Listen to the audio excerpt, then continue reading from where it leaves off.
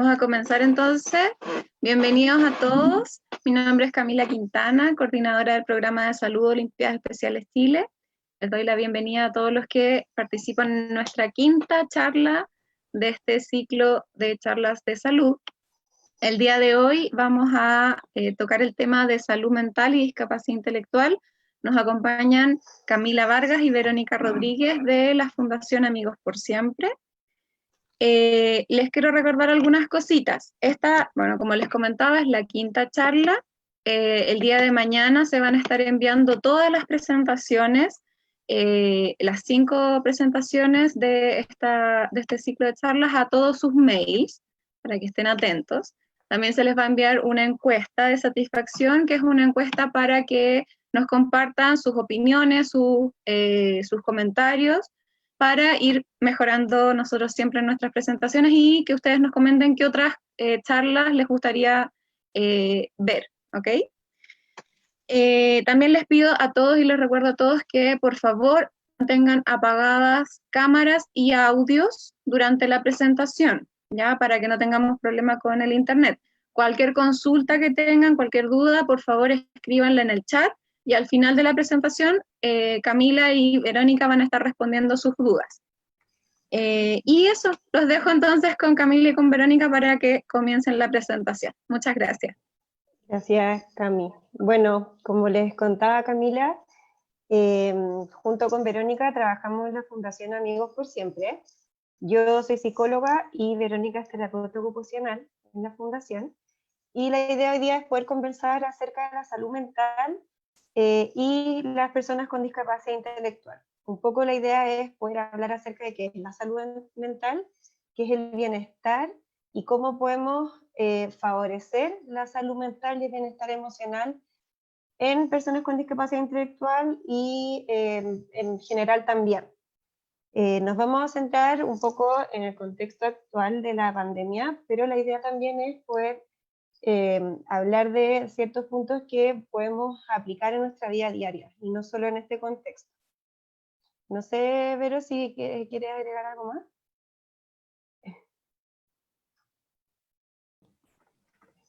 Hola, saludarlos.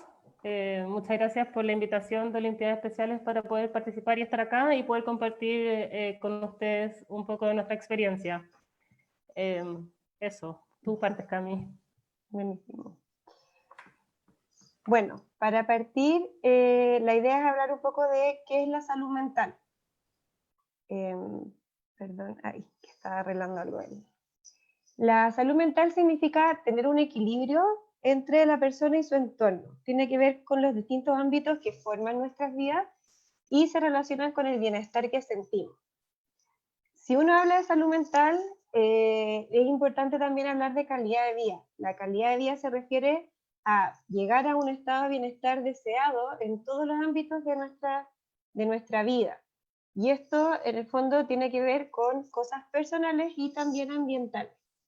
Aquí nosotros vamos a contarles un poco acerca de 8 dimensiones de calidad de vida que plantea Chalo, que es un autor que ha investigado harto sobre este tema, y que habla de que en el fondo estas 8 dimensiones distintas son dimensiones que pueden mejorar en cualquier persona y que van a ayudar a poder llegar a un estado de bienestar deseado y poder tener una tranquilidad y un estado de bienestar, como les decía antes, en la vida de cada uno. La primera dimensión es el bienestar emocional. Esto se relaciona con la satisfacción que tiene la persona con sus relaciones, con su vida, con los amigos, con el estilo de vida, la autoestima, cómo la persona se siente tranquila, segura, si es que tiene algo agobios o si tiene angustia en su vida diaria. Un poco cómo nosotros expresamos esto, cómo vemos en la persona esta dimensión, es si es que la persona se siente contenta con su vida, si se acepta a sí mismo, se conoce a sí mismo o a sí misma, si está tranquilo con su vida, con las cosas que hace, con las actividades, con las relaciones que tiene, y por último, si se siente bien en las actividades en las que participa, ya sea trabajo, colegio, talleres, da lo mismo, pero en el fondo que se sienta bien y tranquilo o tranquila en esas actividades. Después vienen las relaciones interpersonales, que son las relaciones que mantenemos con otras personas, amigos, familiares, vecinos, compañeros, y esto se expresa en el fondo cuando la persona logra tener contactos sociales positivos y gratificantes con otros, mantener relaciones significativas en el tiempo, en el fondo que tengan relaciones que perduran en el tiempo, que son positivas y que se mantienen a lo largo de su vida, no puras relaciones que van durando poquito dependiendo de las actividades que están haciendo en el momento. También tiene mucho que ver con tener a quién pedir consejos, con quién confiar, con quién hablar cosas personales, alguien que pueda apoyarlos y sentirse en confianza para acercarse en momentos donde tienen la necesidad de hablar algo. Y por último, en las relaciones familiares. Tener relaciones familiares positivas, relaciones familiares que den tranquilidad y que proyecten seguridad. Por otro lado está el bienestar material, que tiene que ver con aspectos económicos, como tener una casa, un trabajo, ropa, cosas básicas para vivir, y también con la calidad del ambiente, sentir seguridad, tener pertenencias personales, sentirse protegido o protegida.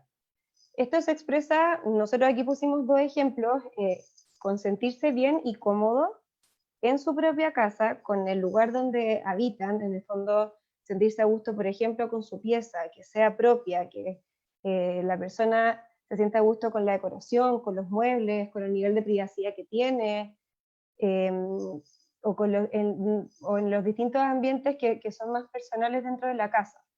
Y por otro lado también, tener dinero o tener los recursos para lo que necesite, un poco para lo que necesidades básicas, y también para poder darse ciertos gustos personales dentro de, obviamente, el contexto y lo que permita la situación socioeconómica.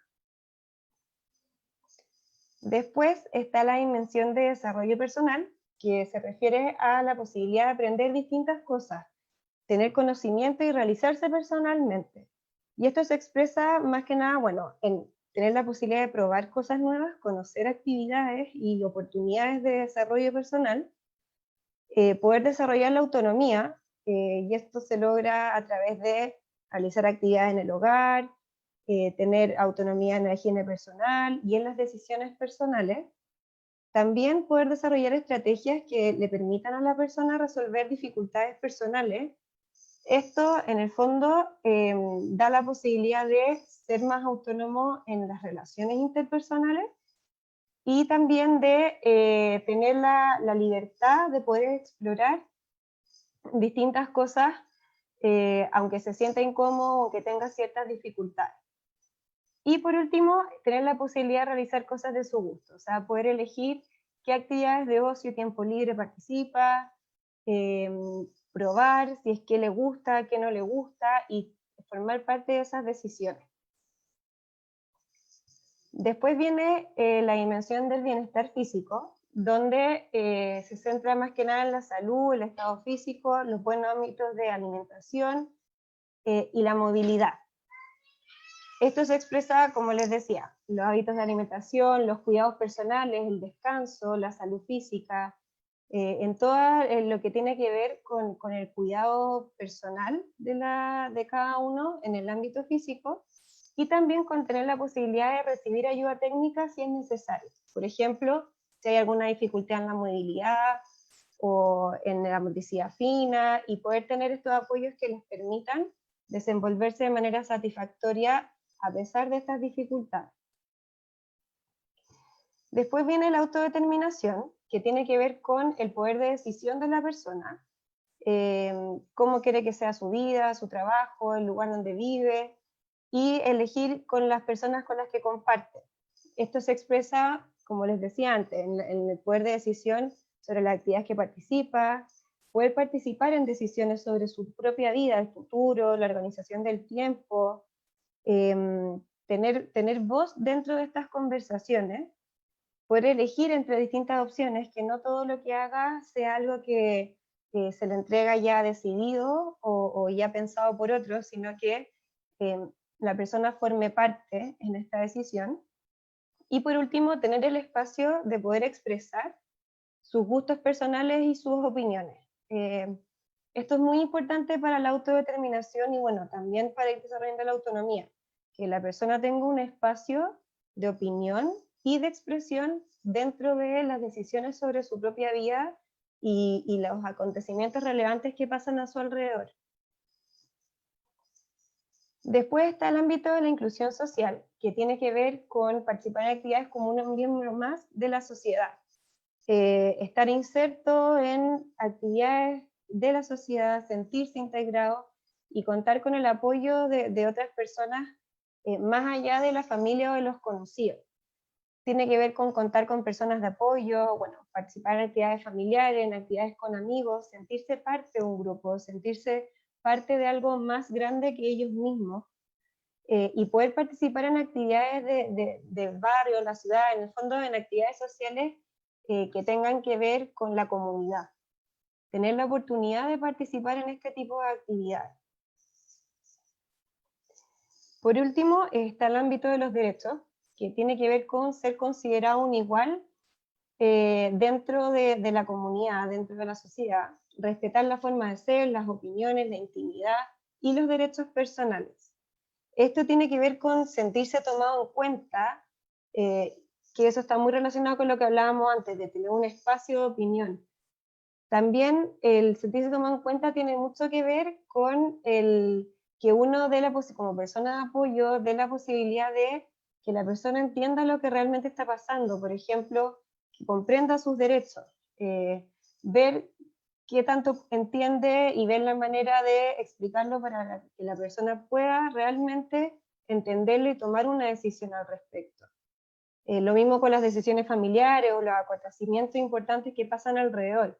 En el fondo, dar la posibilidad de que la persona realmente entienda y pueda participar en las decisiones, lo cual tiene que ver con entregar un espacio, pero también con ayudar a la comprensión de lo que está pasando.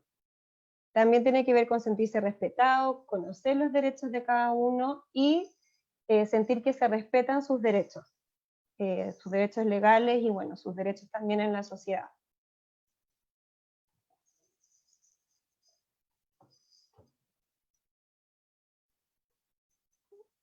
Ah, perdón. Voy a... Vero o Camila nos podría ayudar a... Ahí está. Ahí sí, ¿no? Sí. Ahí se oye. Sí, ahora sí, perdonen. Tranquila, pensé que no tenía micrófono. Un poco siguiendo y quizás como para bajar a un ámbito más del día a día, más cotidiano, lo que hablaba Camila de las distintas dimensiones del bienestar de las personas, es importante irnos como al día a día, a qué es lo que hacemos. Entonces nos pareció fundamental partir por las rutinas. La importancia que tiene el tener una rutina equilibrada para poder cuidar la salud mental y para poder favorecer nuestro bienestar. ¿Qué es una rutina? En el fondo son todas las acciones que nos van a llevar a nosotros de manera coordinada a realizar nuestro día a día. Pueden ser acciones complejas, pueden ser acciones más sencillas, pero de una u otra manera nos van a ayudar a organizar nuestro día o nuestras obligaciones. Puede ser en función a obligaciones o en función quizás a espacios más recreativos. ¿Qué es lo importante de tener en cuenta? Que no hay una única manera de crear estas rutinas, ni yo pudiera darles un método de cómo se hacen, porque cada uno tiene sus propias características, su propia forma, cada familia es diferente, un poco para que uno esté tranquilo, porque uno va a ir ciertos tips o ciertas formas, cosas que benefician o empobrecen nuestras rutinas, que sí es cierto, pero lo importante es entender que en medida que lo vayamos haciendo nosotros como mejor nos parezca y según las características y habilidades de la persona a quien estamos ayudando o acompañando a estructurar estas rutinas, va a estar bien, de la forma que nos resulte. No hay una fórmula precisa.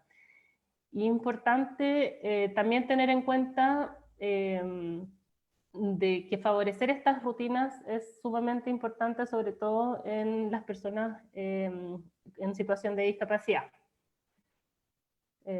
La otra también.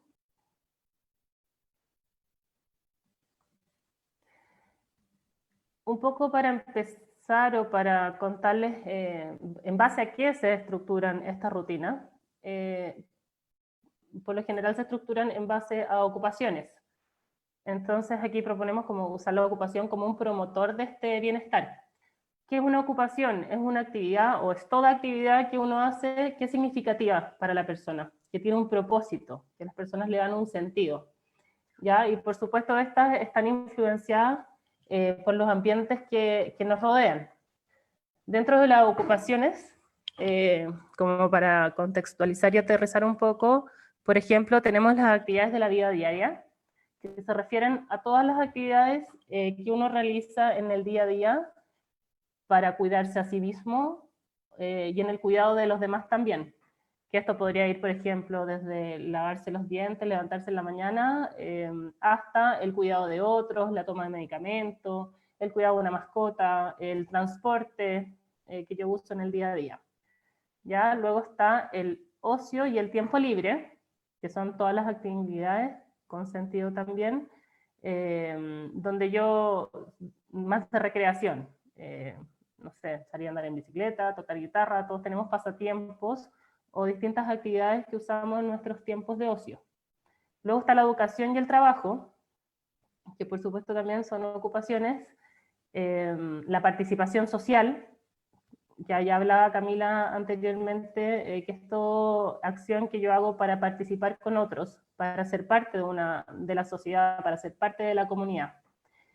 Y por último está el descanso, el sueño, que no es menos importante, porque cuando uno quiere tener una rutina más o menos equilibrada, tenemos que lograr hacer que todas estas actividades funcionen de manera equilibrada, no concentrarnos en una o en otra, sino que darles importancia a todos. Y el sueño es también un área sumamente importante. Entonces, ¿cómo favorece tener una rutina equilibrada? Como les contaba anteriormente, al tener una rutina satisfactoria para las personas, ¿qué va a ir haciendo? Por ejemplo, uno dice, ¿la rutina de qué se compone? La rutina se compone de ciertos hábitos que yo voy adquiriendo a lo largo de la vida. Pueden ser hábitos mínimos, así que uno diga, pucha, esto es poco importante, hasta hábitos ya mucho más complejos, no menos importantes. Por ejemplo, uno dice el lavarme los dientes o el vestirme, es un hábito. Uno cree que lo sabe desde siempre, pero no. Yo aprendí a vestirme, aprendí que las poleras o los chalecos se ponían arriba, primero las manos, después la cabeza, o de la manera que cada uno haya aprendido a hacerlo, pero eso es algo que yo aprendí. Y el que se me haya hecho habitual me permite poder ir adquiriendo distintos hábitos y así ir pudiendo hacer distintas acciones. Si yo hablo, por ejemplo, de hábitos más complejos, ya fuera de, no sé, por los hábitos que uno conoce o los que uno le pone quizás importancia inicial, el vestirse, la higiene personal, la ducha, esas cosas, por ejemplo, yo podría tener el hábito de estudiar en un lugar limpio, con buena luz, estructurar mi espacio o crear este hábito de estudiar siempre en el mismo lugar. Y eso me va a favorecer el poder luego estudiar bien o el adquirir otros aprendizajes. Cada hábito que uno va adquiriendo de manera ya más automática, que uno no la tiene que pensar para hacerlo, me permite ir adquiriendo mayor cantidad de, poder ir haciendo mayor cantidad de actividades y quizás también actividades más complejas, ya que las que implican, no sé, desarrollar en un trabajo o en un ambiente más de estudio. Entonces, ¿cómo nos va a ir favoreciendo tener estas rutinas estructuradas? Uno, va a generar autonomía, porque no le tengo que pedir ayuda quizás al del lado para que cumplir esta tarea que yo tengo que realizar, o que posiblemente voy a pedir apoyo, pero van a ser menores a los que si no hubiera ya internalizado un hábito. Entonces voy a ir generando autonomía. Al generar autonomía, también mi satisfacción personal aumenta, porque yo me siento bien al haber hecho algo por mí mismo. En relación a eso, también el sentido de autoeficacia, yo me siento eficaz, me siento útil en mi ambiente, ¿ya? Y así voy construyendo mi identidad también.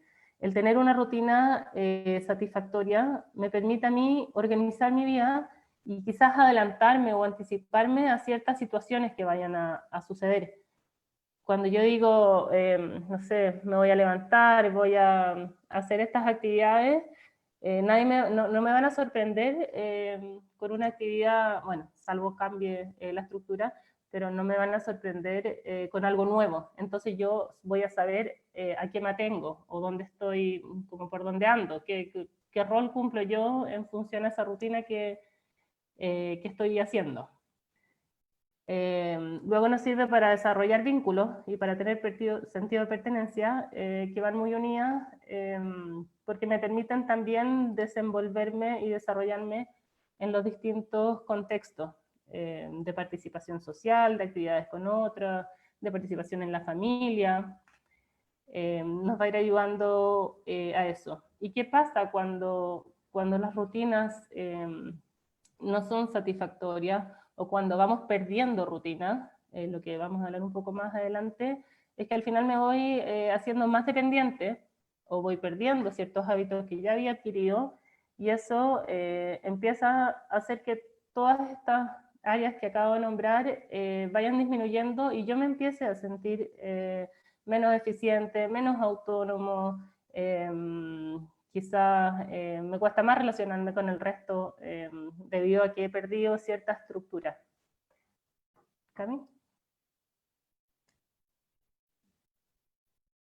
Ay, perdón.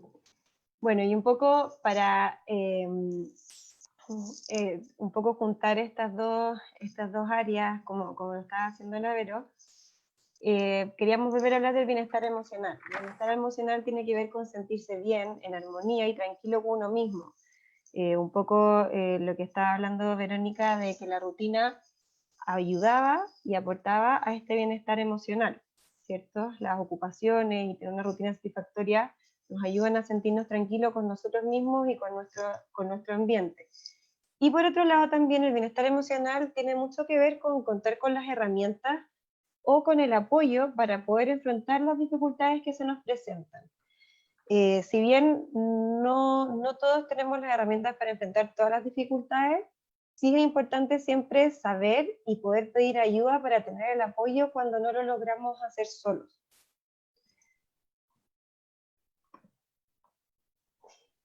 ¿Qué sentimientos son frecuentes o pueden ser frecuentes en personas con discapacidad intelectual?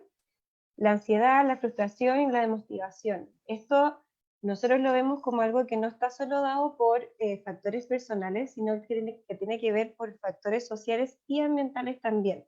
Como hablábamos en un principio, el bienestar de la persona y la calidad de vida tiene que ver mucho con los distintos factores que conforman nuestra vida. En el fondo, si una persona siente ansiedad, eso tiene que ver con la persona misma, pero también con otros factores que están muy relacionados a lo social y a lo ambiental. Por lo mismo, cuando uno ve a una persona que está ansiosa, por ejemplo, es súper importante conversar y poder determinar bien qué es lo que está generando esa ansiedad. Muchas veces son cosas que van más allá de la misma persona y que se arreglan con un ajuste en el ambiente o prestando ciertos apoyos en lo social. Lo mismo pasa con la frustración y con la desmotivación. Muchas veces tienen que ver con factores que van más allá de la persona. Uno generalmente tiende a centrarse y preguntar a la persona, bueno, pero ¿qué te pasa? ¿Cómo te sientes? Y si es que uno genera una conversación más allá con un interrogatorio, puede ir definiendo estos distintos factores que van afectando y van generando que la persona tenga este sentimiento. Por otro lado, también creo que es súper importante mencionar que estos sentimientos muchas veces son alarmas emocionales. Muchas veces cuando las personas estamos enfrentadas a cambios, situaciones adversas, se activan estas alarmas, que podría ser, por ejemplo, la ansiedad. Son alarmas que nos permiten darnos cuenta de que algo está pasando y que tenemos que hacer algo al respecto. O sea, tenemos que generar un cambio, tenemos que adaptarnos, pero que algo está pasando que nos está generando malestar. Entonces, en ese sentido, también creo que como personas de apoyo, de personas con discapacidad intelectual y nosotros mismos, es importante que tengamos en cuenta que la ansiedad, por ejemplo, la frustración o la motivación no siempre son patológicas. Hay muchas ocasiones en que son sentimientos que nos permiten avanzar, nos permiten hacer cambios en nuestra vida que nos van a generar un mayor bienestar. Y por ejemplo, llevándolo, bueno, al contexto que hemos tenido este año, ha sido, por ejemplo, el tema de la pandemia ha sido una situación donde hemos tenido que adaptarnos. Y frente a situaciones de adaptación, es muy esperable sentir un malestar, como por ejemplo la ansiedad o la frustración. Entonces, ¿por qué es importante como personas de apoyo y como personas en general tener presente esto? Porque muchas veces tendemos a patologizar o a sobrepreocuparnos por estos sentimientos que no siempre deberían ser alarmantes, sino que al revés, muchas veces nos ayudan, nos movilizan, nos ayudan a buscar la manera de mejorar lo que está pasando en ese minuto en nuestras vidas para sentirnos más tranquilos, para tener un mayor grado de bienestar. Ahora, ¿frente a qué debemos estar alertas? Cuando estos sentimientos generan malestar en la vida cotidiana de la persona y por un largo periodo de tiempo. O sea, está bien, la ansiedad, la frustración, la motivación pueden ser sentimientos de alarma, pero si esto se mantiene por un periodo largo de tiempo y empieza a generar un malestar en todos los ámbitos de la vida de la persona, hay que estar alerta y empezar a pensar si es que es necesario buscar apoyos más allá de lo que se está teniendo. Por otro lado, cuando estos sentimientos interfieren en las actividades diarias de la persona, por ejemplo el trabajo, los estudios, también es importante estar alerta y ver, como decía antes, si es necesario buscar ayuda. Si interfiere en sus relaciones personales, si interfiere en su desarrollo personal, si es que también la sintomatología que siente la persona tiene niveles desproporcionados. Eso tiene que ver, por ejemplo, está bien, uno a veces puede sentir ansiedad y eso se siente en el cuerpo, se siente en las manos, en la guata, en el pecho muchas veces, y está bien porque es la manera en que nuestro cuerpo nos ayuda a darnos cuenta de que algo está pasando. Pero si esta sintomatología física ya empieza a ser mayor, como sentimientos de ahogo o de no poder respirar y que generan un malestar más allá de lo esperado y que es desproporcionado en relación a lo que lo está generando, también es importante pedir ayuda, consultar con un profesional, conversarlo y ver si es que ya es necesario tener un tratamiento más allá de solo conversar o ver qué se puede cambiar en la vida de la persona. ¿Cómo se relaciona el bienestar emocional y la rutina propia, estructurada y la ocupación? Bueno, por ejemplo, tener un patrón a seguir conocido, como explicaba Verónica antes, nos ayuda mucho a tener control y seguridad sobre nuestra vida. Si es que nosotros sabemos cómo funciona nuestra vida diaria, eso entrega un sentimiento de seguridad y control sobre lo que va a pasar en nuestro día a día. Por otro lado, nos permite anticiparnos, y eso también permite disminuir la ansiedad, porque sabemos qué es lo que va a pasar, disminuir las experiencias de frustración, porque si es que nos anticipamos a que va a pasar algo que quizás nos cuesta más, por ejemplo, o que no manejamos tan bien, podemos prepararnos para esta experiencia.